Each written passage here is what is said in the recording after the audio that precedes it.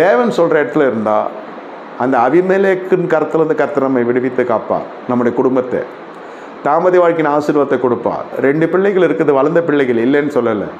அதுங்க ஜோலியை பார்த்துட்ருக்கு. இந்த பிள்ளைகளுக்கும் இதுக்கும் முடிச்சு போடக்கூடாது.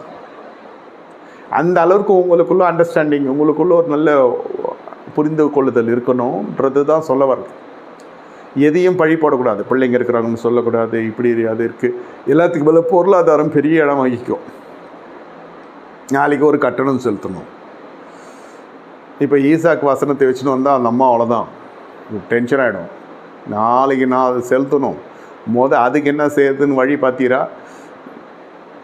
என்னது இதெல்லாம்? இவர் வாழ்ந்த மாதிரி தான். அதனால தான் சொல்கிறது, புருஷன்மாருக்கு சொல்ல வர வேத ரகசியம் என்னென்னா, இந்த ஃபைனான்ஷியல் ப்ரெஷர் எல்லாம் பொண்டாட்டி மேலே வைக்காதீங்க. வச்சிங்கன்னா அது பவுன்ஸ் ஆச்சுன்னா ப்ரெஷர் அதிகமாகிடும், வெடிச்சிடும். அதுக்கு அந்த அம்மா கிட்ட என்ன சொல்லணுமோ அது சொல்லுங்கள். ஏசு கூட பரிசேயர்கிட்ட தான் வேத வசனத்திலே வளசனார்.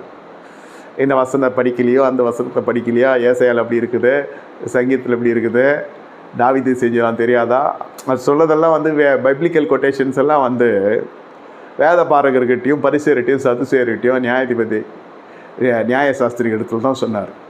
சாதாரண நம்ம போல ஜனங்கிட்ட ஊமையில் பேசினார். இன்னும் வாசனை இல்லாத ஜனங்களுக்கு செய்கையில் தம்முடைய வல்லமையை நிரூபித்து காமிச்சார். அந்த மாதிரி புருஷன்மார்கள் இந்த பொருளாதார சுமையத்துமே பெண் ஜாதி மேலே வைக்கக்கூடாது.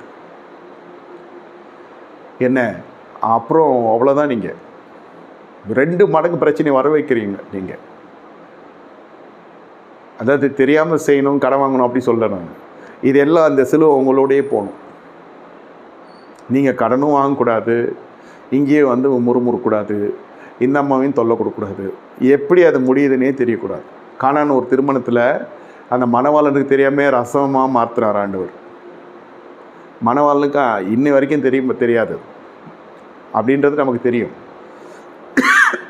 ஒன்று மட்டும் தெரியும், ருசிகரமாக இருந்தது.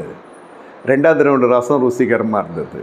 ஒன்று மட்டும் தெரியும், அத்தான் எல்லாத்தையும் கட்டி முடிச்சுடுவார், அத்தான் எல்லாத்தையும் செஞ்சு முடிச்சிடுவார். அந்த நம்பிக்கையை சம்பாதித்தால் 100 ஆண்டு வரை உங்களுக்கு தாம்பதி வாழ்க்கைக்கு கர்த்தரை வாசல் திறக்கிறார்னு அர்த்தம். இல்லைன்னா அப்போஸ்தலர் நடவடிக்கைகள் 16 அதிகாரத்தில் வாங்கின மாதிரி தான் நீங்கள் வாங்குவீங்க வீட்டில். தெரியல, பவுலும் சீலாவும் தோச்சி எடுத்துட்டானே சிறைச்சாலைக்காரன், அந்த மாதிரி ஆகிடும். அந்த மாதிரி மாறிடும். அப்படியே இதை ஊழியமாக செய்கிறேன்னு தெரிஞ்சுக்கோங்க.